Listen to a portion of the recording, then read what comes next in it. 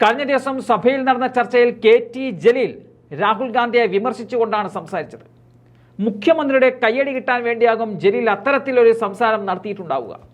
എന്നാൽ പിന്നീട് സംസാരിച്ച എ.പി. അനിൽകുമാർ ജലീലിനെ ശരിക്കും തീർത്തു എന്ന് തന്നെ പറയാം. മുഖ്യമന്ത്രി പിണറായി വിജയനും അദ്ദേഹത്തിൻ്റെ മരുമകൻ മുഹമ്മദ് റിയാസും ഒഴികെ ബാക്കിയുള്ള 96 പേരോടും ജലീലിനെ ശ്രദ്ധിക്കണമെന്നുകൂടി പറയുന്നുണ്ട് അനിൽകുമാർ. ജലീലിൻ്റെ വാക്കിനിയും കേട്ടാൽ ഇടതുപക്ഷത്തിൻ്റെ തകർച്ച പൂർണ്ണമാകുമെന്നും അനിൽകുമാർ ഓർമ്മിപ്പിക്കുന്നുണ്ട്. അദ്ദേഹത്തിൻ്റെ ആ വാക്കുകളിലേക്ക്. സർ, ഞാൻ ഉപക്ഷേപത്തെ എതിർക്കുകയാണ്. ഈ സഭയിൽ ഒരു RSSന്റെ ശബ്ദം നമ്മൾ കേട്ടിട്ടില്ല, അതിനുള്ള അവസരം ഉണ്ടായിട്ടില്ല. പക്ഷേ RSSകാരൻ എതിർക്കുന്നതിനേക്കാൾ ശക്തമായ ഭാഷയിലാണ് രാഹുൽ ഗാന്ധിയെ ജലീൽ എതിർത്തത്. ഒരു BJPയുടെ ഒരു ശബ്ദം ഈ സഭയിൽ കേൾക്കുന്ന പോലെ എനിക്ക് തോന്നി. എങ്ങോട്ടാ ജലീൽ പോകുന്നത്? കമ്മ്യൂണിസ്റ്റ്, ഞാൻ അങ്ങൊരു കമ്മ്യൂണിസ്റ്റ് അല്ലാത്തതുകൊണ്ട് ഞാൻ അങ്ങൊരു കമ്മ്യൂണിസ്റ്റ് അല്ലാത്തതുകൊണ്ട് അതിലേക്ക് പോകുന്നില്ല. സർ, കേരളത്തിൽ ഇന്ത്യയിൽ ഇന്നലെ ലോക്സഭയിൽ ഉണ്ടായ പ്രസംഗം ഇന്ത്യയിലെ ജനകോടികളുടെ മനസ്സിൽ ഉണ്ടാക്കിയ ആശ്വാസവും ആ ഒരു കുറേ കാലം ആശങ്കയോടുകൂടി നിന്നിരുന്ന ഇന്ത്യയിലെ ന്യൂനപക്ഷ ദളിത് പിന്നോക്ക വിഭാഗങ്ങൾക്കിടയിൽ ഉണ്ടാക്കിയ ആവേശം എത്ര വലുതാണ് സർ. അത് നിങ്ങൾ ഇടതുപക്ഷം തിരിച്ചറിഞ്ഞിട്ടില്ലെങ്കിൽ നിങ്ങൾ തെറ്റ് തിരുത്തുന്നില്ല എന്നതിൻ്റെ ഏറ്റവും വലിയ തെളിവല്ലേ. നിങ്ങൾ ഇനിയും രാഹുൽ ഗാന്ധി ഇങ്ങനെ എതിർത്ത് മുന്നോട്ട് പോയി കഴിഞ്ഞാൽ നിങ്ങളുടെ അവസ്ഥ എന്താകും? ഇവിടെ മുൻനിരയിലിരിക്കുന്ന കേന്ദ്ര കമ്മിറ്റി അംഗങ്ങൾ ഉൾപ്പെടെയുള്ളവരോട് പറയട്ടെ, ഈ ജലീലിന്റെ വാക്കുകൾ കേട്ട് നിങ്ങൾ പോയി കഴിഞ്ഞാൽ നിങ്ങളുടെ അവസ്ഥ ഇതിനേക്കാൾ ദയനീയമാണ്. അതിൽ യാതൊരു സംശയവുമില്ല. അദ്ദേഹത്തിന് എന്ത് വിരോധമാണെന്നറിയില്ല. ഇന്ത്യ രാജ്യത്ത് RSSനെ എതിർത്തോ രാഹുൽ ഗാന്ധി എന്നാ ചോദിച്ചത്. അങ്ങേക്കറിയില്ലേ, RSSനെ എതിർത്തതിന്റെ പേരിലല്ലേ അദ്ദേഹത്തിന്റെ പാർലമെന്റ് അംഗത്വം നഷ്ടമായത്?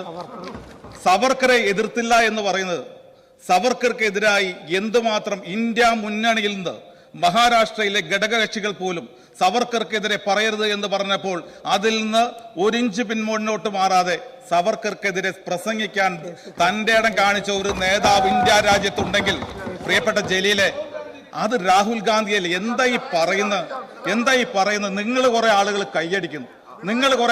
കൈയടിക്കുന്നു. എങ്ങോട്ടാ ഇത് പോകുന്നത്? ഈ രാജ്യത്ത് പിണറായി വിജയൻ പോലും അത് പറയില്ല. ഈ രീതിയിൽ ഇന്ത്യ രാജ്യത്ത് അദ്ദേഹം ഇന്നലെ സംസാരിച്ചപ്പോൾ ഒന്ന് പ്ലീസ് ഇന്ത്യ, നിങ്ങൾക്കത് പറഞ്ഞുകൊണ്ടിരിക്കണം. നിങ്ങൾ പറഞ്ഞുകൊണ്ടിരിക്കുമ്പോൾ നിങ്ങളുടെ അടിത്തറ ഇളകി പോകുന്നത് നിങ്ങൾ മനസ്സിലാക്കില്ല. കാരണം നിങ്ങളൊക്കെ അധികാരത്തിന്റെ പുറത്താണ്. MLA-മാരാണ്, മന്ത്രിമാരാണ്, മുഖ്യമന്ത്രിയാണ്. നിങ്ങളുടെ അടിത്തറ ഒന്നിച്ചു പോയിക്കൊണ്ടിരിക്കുകയാണ്. അതൊന്ന് തിരിച്ചറിഞ്ഞ് ആ തെറ്റ് തിരുത്തുകയാണ് നിങ്ങൾ വേണ്ടത്.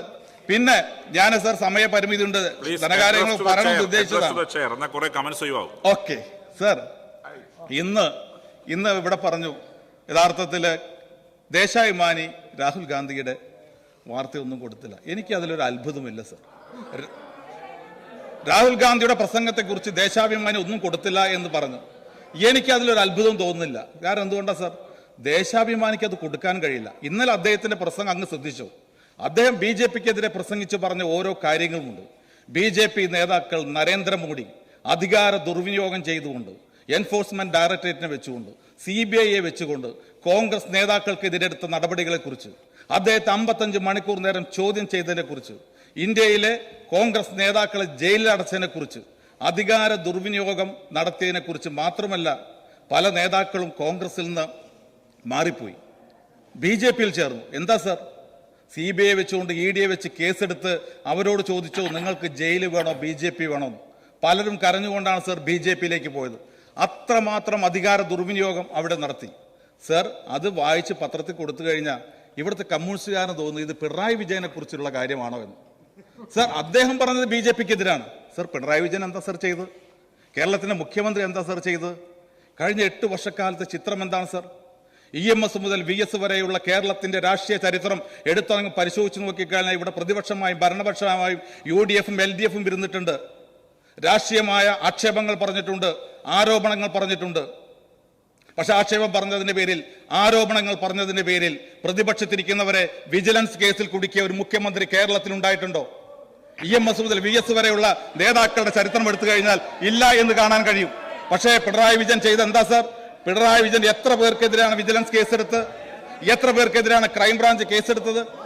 അഴിമതി ആരോപണം പറഞ്ഞു കഴിഞ്ഞാൽ സർ, ഉമ്മൻചാണ്ടിക്കെതിരെ അഴിമതി ആരോപണം എത്രമാത്രം ഇവിടെ വന്നതാണ്? അദ്ദേഹത്തിന്റെ കുടുംബത്തിനെതിരെ വന്നതാണ്. സർ, ആരെങ്കിലും ഉമ്മൻചാണ്ടിയോ ആരെങ്കിലും അന്ന് ആക്ഷേപം പറഞ്ഞ, അഴിമതി ആരോപണങ്ങൾ പറഞ്ഞ ആർക്കെങ്കിലും എതിരെ വിജിലൻസ് അന്വേഷണം നടത്തിയോ? സർ, എന്താണ് ഇപ്പൊ കേരളത്തിലെ സ്ഥിതി? എന്താണ് കേരളത്തിലെ സ്ഥിതി? നരേന്ദ്രമോദി എന്താണോ ചെയ്തത്, നരേന്ദ്രമോദി എന്താണോ ചെയ്തത്, നിങ്ങൾ അതിവിടെ ചെയ്യുകയാണ്. നിങ്ങൾ മുഖ്യമന്ത്രിയെ കുറിച്ച്, ഉമ്മൻചാണ്ടിയെ കുറിച്ച് ആക്ഷേപം പറഞ്ഞപ്പോൾ, അദ്ദേഹത്തിന്റെ കുടുംബാംഗങ്ങളെ കുറിച്ച് ആക്ഷേപം പറഞ്ഞപ്പോൾ ഏതെങ്കിലും MLA വീട്ടിലേക്ക് സർവേയർ അയച്ചോ? ഏതെങ്കിലും MLA വീട് അളക്കാൻ പറഞ്ഞോ? ഭൂമി അളക്കാൻ പറഞ്ഞോ? ഏതെങ്കിലും MLA വീട്ടിലേക്ക് വിജിലൻസിന് അയച്ചോ? ഇല്ല. ഞങ്ങൾ അതിനെ രാഷ്ട്രീയമായി നേരിട്ടു. അതല്ലാതെ നിങ്ങൾ ചെയ്യുന്നത് പോലെ ആക്ഷേപങ്ങൾ പറയുമ്പോൾ അതിന് അധികാരം കൊണ്ട് BJP നേരിട്ടതുപോലെ നേരിടുകയല്ല. സർ, എന്താ പിന്നെ BJP ചെയ്തത്? ഞാൻ പറഞ്ഞല്ലോ, ഒരുപാട് നേതാക്കളെ BJPയിൽ നിന്ന് കോൺഗ്രസിലേക്ക് കൊണ്ടുവന്നു. ഞങ്ങൾ അതൊക്കെ കഴിഞ്ഞിട്ടാ മത്സരിച്ച് ഈ വിജയം നേടിയത്. ഞങ്ങളോടൊപ്പം നിന്നിരുന്ന ഓരോ സംസ്ഥാനത്തെയും നേതാക്കൾ, അവരെയൊക്കെ വലിച്ചു വന്ന് നിങ്ങൾ BJPയിൽ ചേർത്ത് കഴിഞ്ഞാൽ കോൺഗ്രസ് തകരുമെന്ന നരേന്ദ്രമോദി കരുതിയത്. നിങ്ങളും ചെയ്തില്ല സർ. കേരളത്തിന്റെ ചരിത്രത്തിൽ KPCCയുടെ ഭാരവാഹികൾ, യൂത്ത് കോൺഗ്രസിന്റെ നേതാക്കൾ, MP-മാരും മന്ത്രിമായിരുന്നവരെ നിങ്ങൾ ഓരോരുത്തരായി നരേന്ദ്രമോദി ചെയ്യുന്നത് പോലെ നിങ്ങളും കമ്മ്യൂണിസ്റ്റ് പാർട്ടിയിലേക്ക് എടുത്തില്ലേ? എന്ത് കൊടുത്തിട്ട്? ചിലർക്ക് നിങ്ങൾ കോർപ്പറേഷൻ കൊടുത്തു, ചിലർക്ക് നിങ്ങൾ ദേവസ്വം ബോർഡ് കൊടുത്തു, ചിലർക്ക് നിങ്ങൾ ക്യാബിനറ്റ് പദവി കൊടുത്തു. ചില അംഗങ്ങളാക്കി. എന്തായി സർ? എന്തായി? നരേന്ദ്രമോദിയെ പോലെ കേരളത്തിൽ പിണറായി വിജയൻ കോൺഗ്രസിലെ കുറെ പേരെ എടുത്ത് നിങ്ങൾക്ക് ഇക്കണ്ട സ്ഥാനമാനങ്ങളൊക്കെ കൊടുത്തു. എന്താ സർ സ്ഥിതി? അവരൊന്നും അല്ല സർ കോൺഗ്രസ്. ഇവിടുത്തെ സാധാരണ പ്രവർത്തകരുണ്ട്, ജനങ്ങളുണ്ട്, അവരാണ് സർ കോൺഗ്രസ്. അതുകൊണ്ട് നിങ്ങൾക്ക് ആ സ്ഥാനമാനങ്ങളൊക്കെ പോയി. ഈ ഗവൺമെന്റ് അധികാരത്തിൽ വരുന്നതിന് വേണ്ടി വിയർപ്പൊഴുക്കിയ ഡിവൈഎഫ്ഐ പ്രവർത്തകനും SFI പ്രവർത്തകനും ഒന്നും കിട്ടിയില്ല. മറ്റു പലർക്കും കോൺഗ്രസിനെ തള്ളിപ്പറഞ്ഞു വരുന്നവരൊക്കെ ഞാൻ പറഞ്ഞല്ലോ, ദേവസ്വം ബോർഡ് ചെയർമാനും കോർപ്പറേഷൻ ചെയർമാനും ഡൽഹിയിൽ ക്യാബിനറ്റ് പദവിയും കൊടുത്തു. സർ, എന്താ കേരളത്തിലെ കമ്മ്യൂണിസ്റ്റ് പാർട്ടി 8 വർഷം കൊണ്ട് നിങ്ങൾ ചെയ്തത്? ഇതാണോ രാഷ്ട്രീയം? ഇതാണോ കമ്മ്യൂണിസം? ഈ രാജ്യത്ത് കോൺഗ്രസിനെ ഇങ്ങനെ ഇല്ലാതാക്കിയിട്ട് BJP വളരണമെന്നാണോ നിങ്ങൾ ആഗ്രഹിക്കുന്നത്? ഈ രാഷ്ട്രീയം തിരുത്തണമെന്നാണ് ഞങ്ങൾക്ക് അഭ്യർത്ഥിക്കാനുള്ളത്. സർ, ഞാൻ 1-2 മിനിറ്റ് കൂടി. സർ, ഇന്ന് ഞാൻ ശരിയാണോ എന്ന് എനിക്കറിയില്ല. ബഹുമാനനായ ശ്രീ രാജീവിന്റെ ഒരു പ്രസ്താവന കണ്ടു. ദേശീയ കേന്ദ്ര കമ്മിറ്റിയിൽ അദ്ദേഹം പറഞ്ഞതായി, കോൺഗ്രസിനോടൊപ്പം ചേർന്നതുകൊണ്ടാണ് ദേശീയ തലത്തിൽ തിരിച്ചടി ഉണ്ടായത് എന്ന് അദ്ദേഹം പറഞ്ഞതായി വാർത്ത കണ്ടു. അദ്ദേഹം അങ്ങനെ പറയുമോ എന്ന് എനിക്കറിയില്ല. പറഞ്ഞിട്ടുണ്ടെങ്കിൽ എന്താണ് സർ സ്ഥിതി? കോൺഗ്രസിനോടൊപ്പം ദേശീയ തലത്തിൽ നിന്നതുകൊണ്ടല്ലേ സർ ഇന്ന് 4 അംഗങ്ങളെ പാർലമെന്റിൽ ഉണ്ടെങ്കിൽ അത് ഉണ്ടാവാനുള്ള കാരണം? അതല്ല എങ്കിൽ ഈ ഒരു വിരൽ മാത്രം ഒന്നല്ലേ ഉണ്ടാവുകയുള്ളൂ സർ?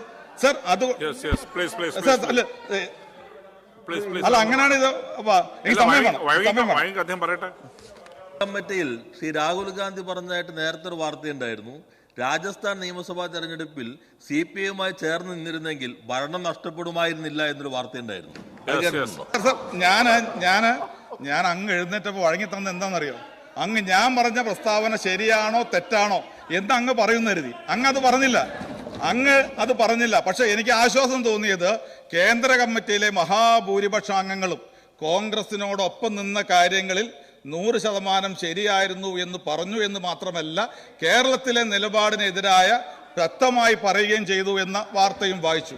സാർ, ഇന്ത്യയിലെ കമ്മ്യൂണിസ്റ്റ് പാർട്ടി നേതാക്കൾ ഇന്ന് രാഹുൽ ഗാന്ധി ആരാണ് എന്ന് അവർ തിരിച്ചറിയുന്നുണ്ട്. രാഹുൽ ഗാന്ധിയെ സംബന്ധിച്ചിടത്തോളം ഇന്ന് നിർഭയത്തോടു കൂടി ആരുണ്ട് നരേന്ദ്രമോദിയുടെ ഈ എല്ലാ അധികാരങ്ങളും നിൽക്കുമ്പോൾ, നരേന്ദ്രമോദിയുടെ എല്ലാ അധികാരത്തിന്റെ കാര്യങ്ങളും ആയുധങ്ങളും ഉള്ളപ്പോൾ അതിനെതിരെ ശബ്ദിക്കാൻ, നരേന്ദ്രമോദിക്കെതിരെ പറയാൻ ഇന്നലെ കണ്ടല്ലോ സർ. അതുപോലെ ഒരു നിർഭയനായ പോരാളി ഇന്ത്യ രാജ്യത്ത് ആരുണ്ട് സർ? അതുകൊണ്ടാണ് സർ ജനങ്ങൾ നിൽക്കുന്നത്. ന്യൂനപക്ഷങ്ങൾക്ക് വേണ്ടി ഇന്നലത്തെ പ്രസംഗത്തിൽ ന്യൂനപക്ഷം എന്നൊരു വാക്ക് അദ്ദേഹം സംസാരിച്ചില്ല എന്ന് പറഞ്ഞു. അദ്ദേഹം പറഞ്ഞു ഇന്ത്യയിലെ ന്യൂനപക്ഷങ്ങൾക്ക് വേണ്ടി പറഞ്ഞു, ഇന്ത്യയിലെ ദളിതർക്ക് വേണ്ടി പറഞ്ഞു, ഇന്ത്യയിലെ മുഴുവൻ ജനവിഭാഗങ്ങൾക്കും വേണ്ടി പറഞ്ഞു. സാർ ഇന്ന് ഞാൻ പറഞ്ഞല്ലോ സാർ, ഇന്ന് നിങ്ങളുടെ കാൽച്ചുവട്ടിൽ നിങ്ങളുടെ മണ്ണ് ഒലിച്ചു പോയിക്കൊണ്ടിരിക്കുകയാണ്. നിങ്ങളോടൊപ്പം നിൽക്കുന്ന ഞാൻ അഭിമാനത്തോടു കൂടി പറഞ്ഞ് അവസാനിപ്പിക്കുകയാണ് സർ. 3,70,000 വോട്ടിന്റെ ഭൂരിപക്ഷം വയനാട് പാർലമെന്റ് മണ്ഡലത്തിൽ ശ്രീ രാഹുൽ ഗാന്ധിക്ക് ലഭിച്ചിട്ടുണ്ടെങ്കിൽ അത് UDFന്റെ വോട്ട് മാത്രമല്ല സർ, നിങ്ങളുടെ ആൾക്കാർ ഞങ്ങൾക്ക് വോട്ട് ചെയ്തു. അതല്ല എങ്കിൽ ഞങ്ങൾക്ക് അത്ര ഭൂരിപക്ഷം കിട്ടില്ല. നിങ്ങൾ ഇങ്ങനെയൊക്കെ ചിന്തിക്കുമ്പോഴും ഈ രാജ്യം നിലനിൽക്കണമെന്ന് ആഗ്രഹിക്കുന്ന മതേതരവാദികൾ ഇന്ന് കമ്മ്യൂണിസ്റ്റ് പാർട്ടിയിലുണ്ട്. അതുകൊണ്ട് അവർ കോൺഗ്രസ് നിലനിൽക്കണം, രാഹുൽ ഗാന്ധി നിലനിൽക്കണം എന്നവര് ആഗ്രഹിച്ചു. അതുകൊണ്ടാണ് അവരുടെ വോട്ട് പോലും രാഹുൽ ഗാന്ധിക്ക് ലഭിച്ചത്. സർ, എനിക്ക് അതുകൊണ്ട് അഭ്യർത്ഥിക്കാനുള്ള, ജലീൽ വളരെ വളരെ കടന്നുപോയി. അങ്ങേപ്പോലെ ഒരാൾ ഇന്നത്തെ രാഷ്ട്രീയ സാഹചര്യത്തിൽ രാഹുൽ ഗാന്ധിയെ പോലെ ഒരു നേതാവിന്, ഞാൻ പറഞ്ഞല്ലോ ഇതുവരെ, ഇന്ന് വേണമെങ്കിൽ നമുക്ക് അദ്ദേഹം പ്രതിപക്ഷ നേതാവാണ്, ഇന്ന് അദ്ദേഹം ഒരു വലിയ മുന്നണിയുടെ നേതാവ് കൂടിയാണ്. പക്ഷെ ഇതൊന്നും ഇല്ലാത്ത സമയത്ത് ഇന്ത്യയിലെ വാർത്താ മാധ്യമങ്ങളൊക്കെ, ഇന്ത്യയിലെ കുത്തക പത്രങ്ങളൊക്കെ അദ്ദേഹത്തെ എഴുതി തള്ളിയപ്പോൾ പോലും ഒരു പ്രയാസവും കൂടാതെ, ഒരു ഭയപ്പാടുമില്ലാതെ മുന്നോട്ട് നീങ്ങി നരേന്ദ്രമോദിയെയും RSSനെയും എതിർത്ത നേതാവാണ് രാഹുൽ ഗാന്ധി എന്ന കാര്യം അങ്ങ് വിസ്മരിച്ചുകൊണ്ട് അങ്ങ് ഇവിടെ സംസാരിച്ചത് RSSന്റെ ശബ്ദമാണ് അങ്ങയുടെ ശബ്ദം എന്നുള്ളത് കൂടി പറഞ്ഞുകൊണ്ട് ഞാൻ സർ ഈ ഒരു ഉപക്ഷേപത്തെ എതിർക്കുകയാണ് സർ.